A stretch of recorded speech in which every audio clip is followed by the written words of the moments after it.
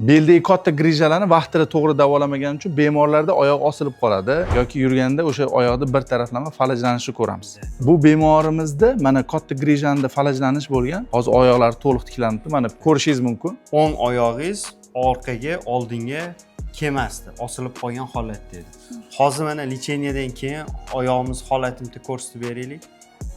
Qanaqa? Oyog'im holati bemalol tiklandi. Yaxshi.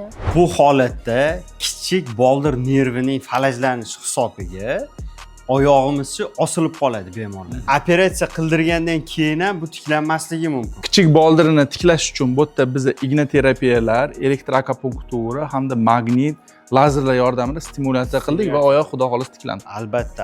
Har bitta nerv bilan individual ishlash hisobiga tiklanadigan jarayon hisoblanadi. Agar siz ham bo'yin yo bel grijasini operatsiyasiz davolamoqchi bo'lsangiz yoki operatsiyadan keyin ham oyog'ingizdagi falajlanishlar tuzalmagan bo'lsa, Esperto Med klinikasiga murojaat qiling va xudo xolisa bizning shifokorlarimiz sizga yordam beradi.